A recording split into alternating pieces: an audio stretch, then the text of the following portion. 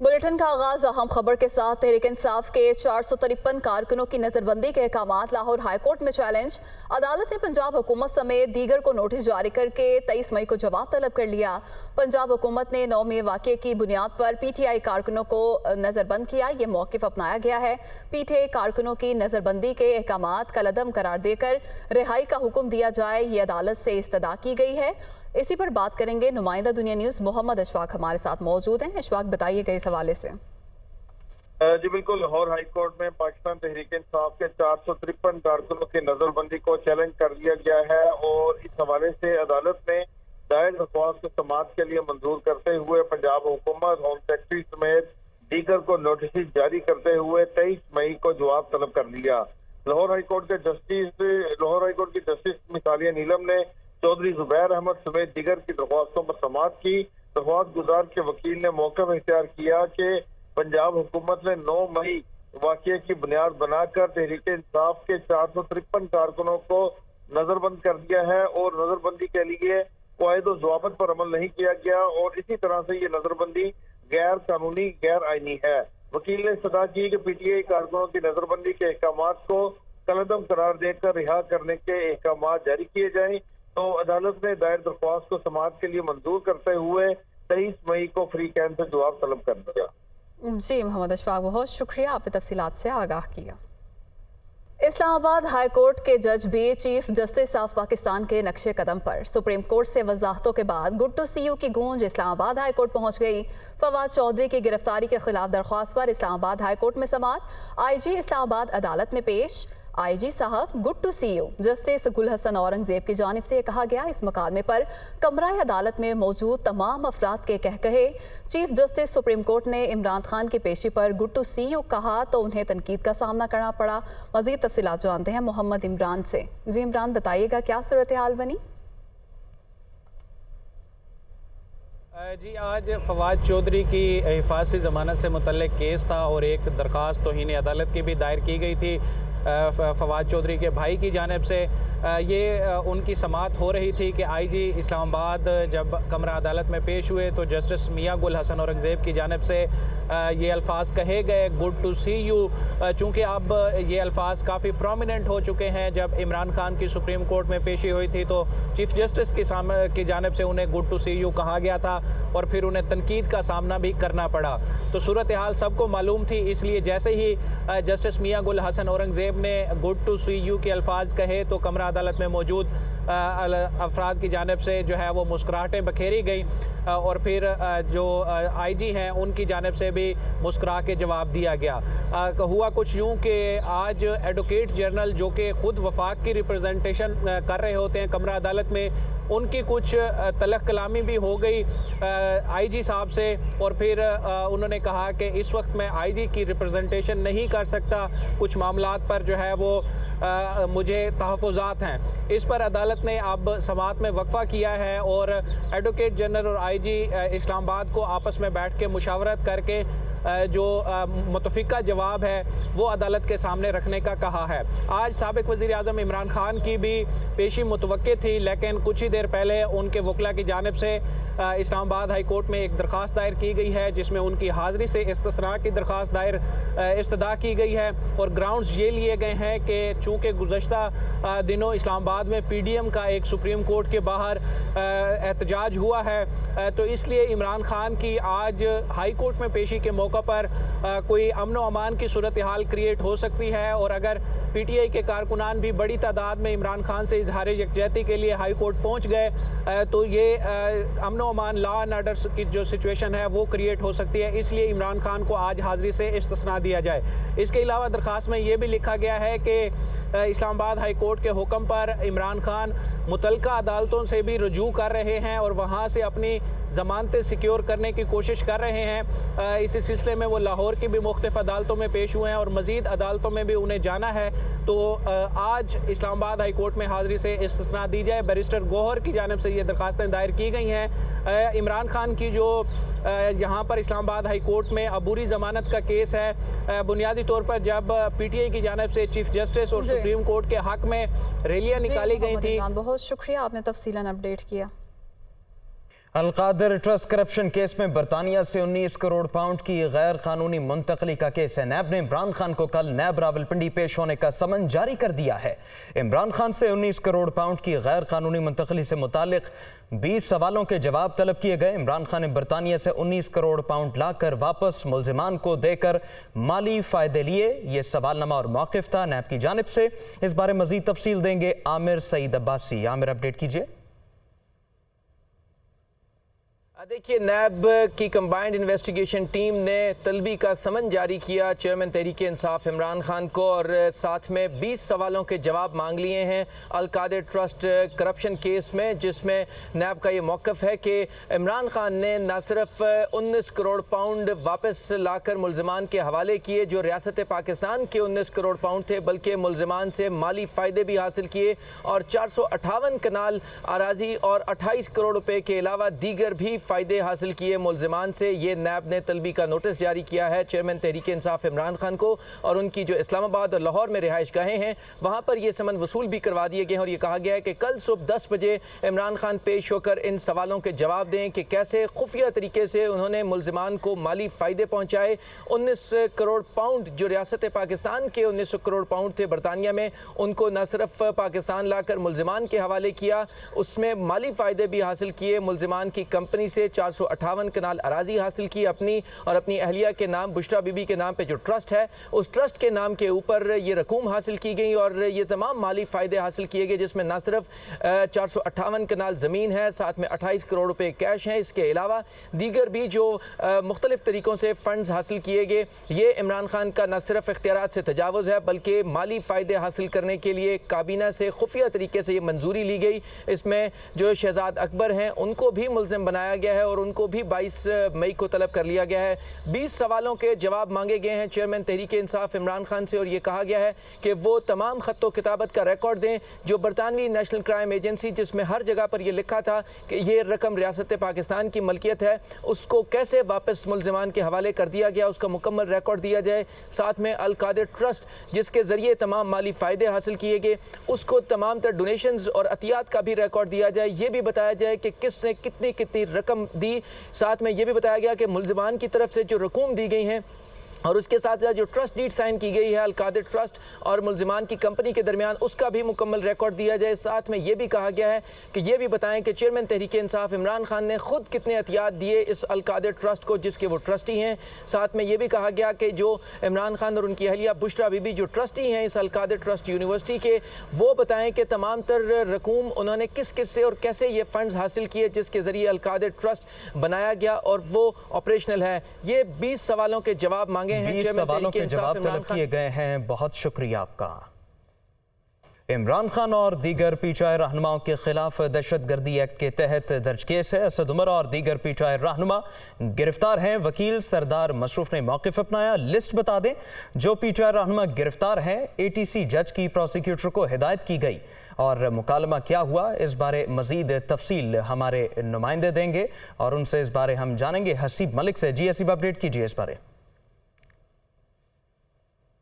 जी बिल्कुल, ये साबिक वज़ीर-ए-आज़म इमरान खान की इंसदात दहशतगर्दी समेत इस्लामाबाद हाई कोर्ट के अंदर जब पेशी हुई थी उस मौके के ऊपर जो तोड़ फोड़ हुई थी उसके अंदर ये दर्ज मुकदमात का मामला है जो कि थाना संजानी, थाना गोलड़ा और थाना सिटी के अंदर ये मुकदमात दर्ज किए गए थे, जिसके अंदर इमरान खान समेत PTI की लीडरशिप भी नामजद की गई थी, जिसके ऊपर आज समाअत हुई है। और समाअत इंसदात दहशतगर्दी अदालत के जज राजा जवाद अब्बास हसन ने समाअत की है। अदालत में सरदार मसूफ अदालत के रूबरू पेश हुए और उनकी जानिब से एग्जम्पशन की हाजिर से इस्तिस्ना की दरख्वास्त दायर की गई और उनकी जानिब से मौक़िफ़ इख्तियार किया गया कि असद उमर समेत दीगर जो रहनुमा हैं वो इस वक्त गिरफ़्तार हैं, जिसके ऊपर अदालत की जानिब से रिमार्क्स दिए गए कि आप प्रॉपर एक लिस्ट तैयार करके वो अदालत को फ्राहम कर दें ताकि पता चल जाए कि कौन गिरफ़्तार है और कौन पेश नहीं हुआ। जिसके ऊपर अदालत की जानिब से ये कहा गया कि मुल्ज़िमान को अदालत में में पेश हों ताकि जो है आगे प्रोसीडिंग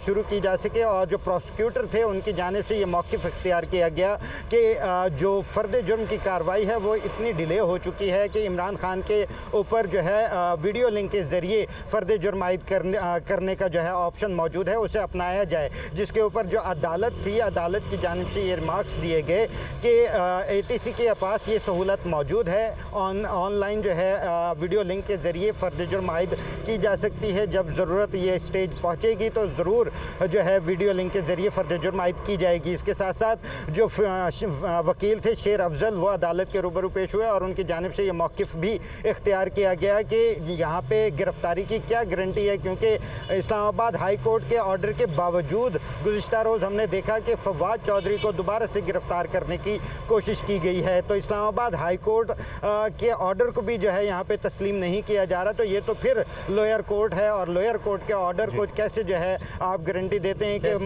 मुल्ज़िमान सकती है। हसीब, वकील शेर अफजल मरवत ने असद कैसर और दीगर की इस्तिस्ना की दरख्वास्त भी दायर कर दी है। इस दरख्वास्त में क्या मौक़िफ़ अपनाया गया? जी बिल्कुल, वकील शेर अफजल की जानिब से जो है असद कैसर की भी एग्जामिशन की एप्लीकेशन दायर की गई है और उसके अंदर यही मौक़िफ़ इख्तियार किया गया है, क्योंकि इस वक्त हालात ऐसे हैं, सियासी जो मंजरनामा है वह ऐसा गंभीर सूरत हाल है कि इधर अदालत में पेश होते हैं और पेशी के दौरान या पेशी के बाद जो है उन्हें गिरफ़्तार कर लिया जाता है। तो अदालत की जानिब से 11:30 बजे तक वक्फ़ा किया गया है और तमाम जो PTI रहनुमाओं की जो दरख्वास्तें हैं इस्तिस्ना की, इस समेत जो दीगर मामलात हैं उसके ऊपर 11:30 बजे तक वक्फ़ा किया गया है और 11:30 बजे एग्जामिशन की एप्लीकेशन के ऊपर अदालत की जानिब से दलाइल भी मांगे गए हैं और इसके ऊपर कोई मुनासिब फ़ैसले का ऑर्डर भी किया जाएगा, ये अदालत की जानिब से रिमार्क्स दिए गए हैं। तो अभी समात में 11:30 बजे तक वक्फ़ा किया गया है और जो PTI के वकला थे उनकी जानिब से ये भी मौक़िफ़ इख्तियार किया गया कि काफ़ी जो रहनुमा हैं वो इस वक्त इस्लामाबाद में मौजूद नहीं है, वो लाहौर में मौजूद हैं। तो लाहौर से आमद उनकी बहुत मुश्किल हो जाए। वक्फा किया गया है। शुक्रिया आपका। वज़ीर आज़म शहबाज शरीफ की ज़ेर सदारत कौमी सलामती कमेटी का अहम इजलास हुआ। मुल्क में तशद्दुद और शरपसंदी किसी सूरत बर्दाश्त न करते हुए ज़ीरो टॉलरेंस पॉलिसी अपनाई जाएगी। 9 मई को कौमी सतह पर योम स्याह के तौर पर मनाने का ऐलान भी किया गया।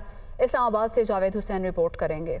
कौमी सलामती कमेटी के इजलास में सिविल और अस्करी क़यादत की अहम बैठक, मुल्क की सियासी व माशी सूरत हाल पर मुशावरत, इलामिया जारी कर दिया गया। वज़ीर आज़म हाउस में होने वाले इजलास में वफाकी वज़रा, chairman joint chief of staff committee, तीनों सर्विसेज चीफ, सलामती से मुतल्लिक इदारों के सरबराहों और दीगर आला हुकाम ने शिरकत की। वज़ीर आज़म ऑफिस से जारी इलामिया के मुताबिक इजलास ने आदा किया कि मुल्क में तशद्दुद और शरपसंदी किसी सूरत बर्दाश्त न करते हुए ज़ीरो टॉलरेंस पॉलिसी अपनाई जाएगी। इजलास ने 9 मई को कौमी सतह पर योम स्याह के तौर पर मनाने का ऐलान किया। कौमी सलामती कमेटी के शुरका ने मुसल्लह अफवाज के साथ मुकम्मल यकजहती का इजहार किया।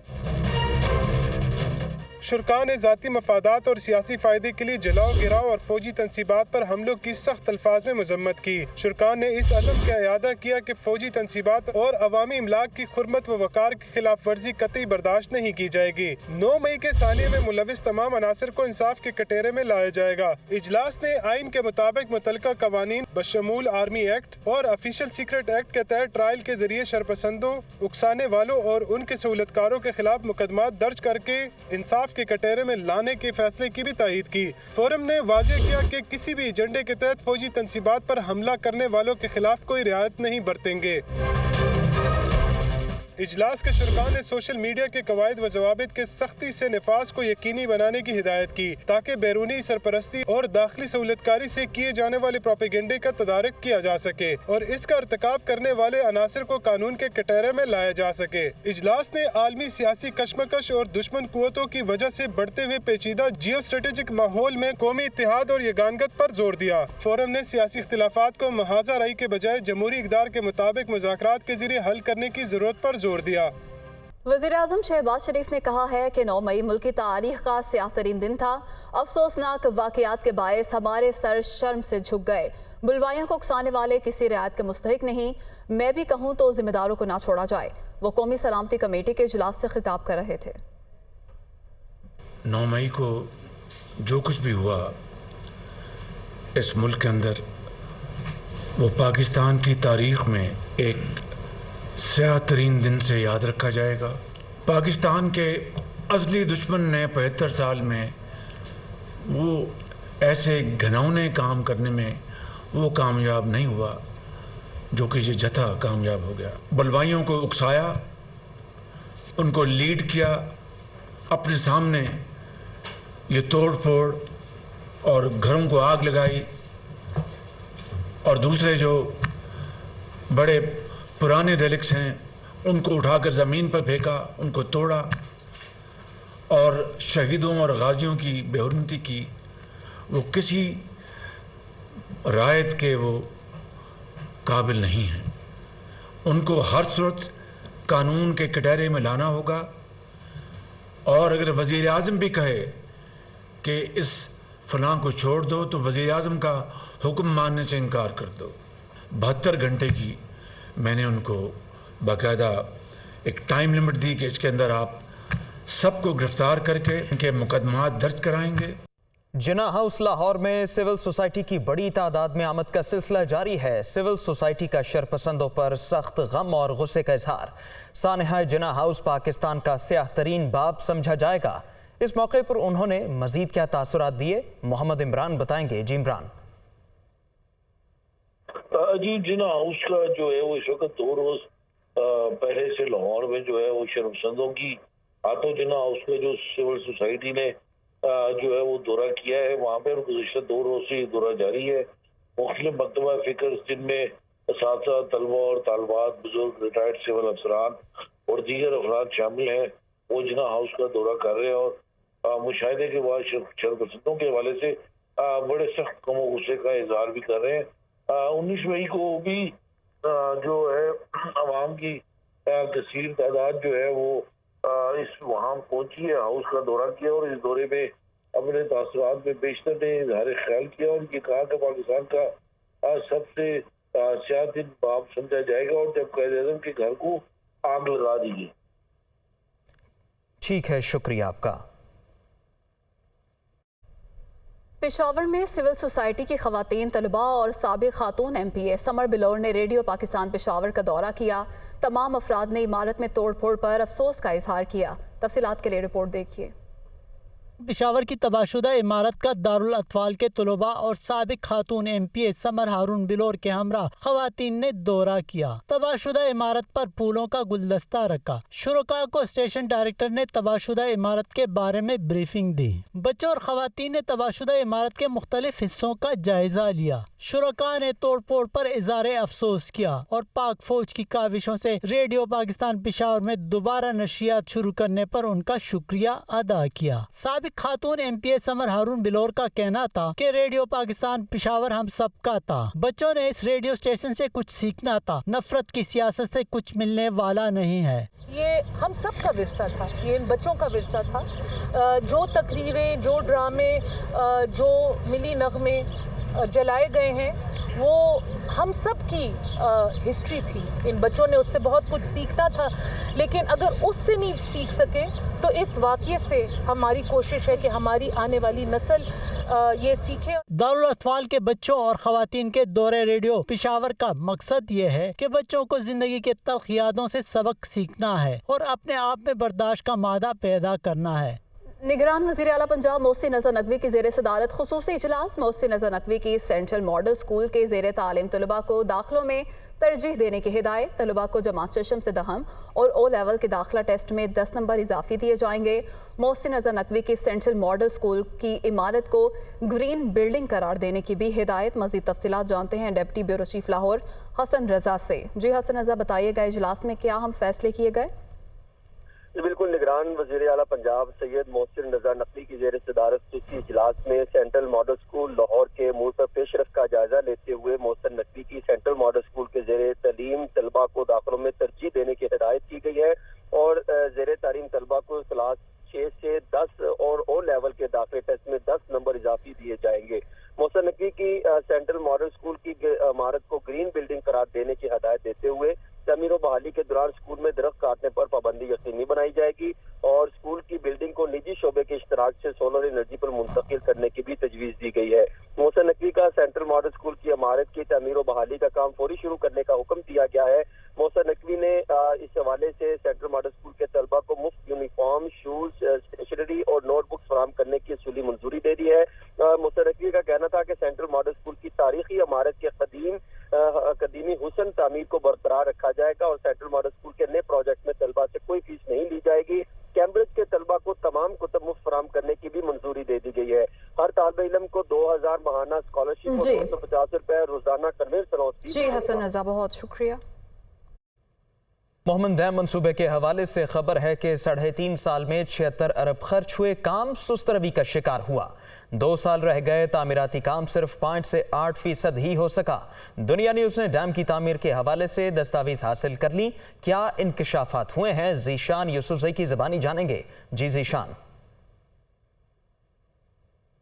देखिए, जो सस्ती बिजली है उसका एक सोर्स होता है हाइडल और वो डैम से ही मुमकिन है, लेकिन यहाँ पर जो डैम मंसूबे हैं वो सुस्तरवी का शिकार है। मोहम्मद डैम की अगर बात की जाए तो PC1 के मुताबिक ये दिसंबर 2025 तक मुकम्मल होना है, लेकिन 3.5 सालों में सिर्फ अभी तक थोड़ा ही काम हो सका है और रिहायशी कॉलोनी के अलावा दीगर जो मनसूबा है वो आधा भी मुकम्मल नहीं है। अगर बात की जाए इरीगेशन टनल्स की तो उस पर सिर्फ 3.5% काम हो चुका है और मेन डैम पर काम ना होने के बराबर है। मेन डैम पर सिर्फ जो है 0.46% काम हो चुका है, जबकि पावर हाउस पर 9.62% काम हो चुका है। PC1 के मुताबिक मेमन डैम जो है ये 309 अरब रुपए में मुकम्मल होगी, लेकिन अब तक इस पर 76 अरब रुपए खर्च हुए हैं, जिसमें 14 अरब रुपए बैरूनी कर्जा और 61 अरब रुपए तरक्याती बजट से खर्च हो चुका है। इसके साथ साथ इस डैम के मनसूबे के लिए 71 अरब रुपए जो है वो बैरूनी कर्जों से अदा किए जाएंगे, वो लिए गए हैं। ताम मैं आपको बताते चलूँ, जो तवानाई माहिरीन है और जो उनका कहना है कि आजकल जो सस्ती बिजली मिल रही है और उसका जो इम्पैक्ट आ रहा है, जो उनकी प्राइसेस नहीं बढ़ रही है, बजाय इसके अभी डॉलर में भी इजाफा है और महंगे तेल से बिजली बन रही है, लेकिन जो इम्पैक्ट आ रहा है और जो सारिफिन को थोड़ा बहुत रिलीफ मिलता है वो यही हाइडल के सोर्सेज है जिनसे बिजली पैदा होती है और 7 रुपये फी यूनिट पड़ती है।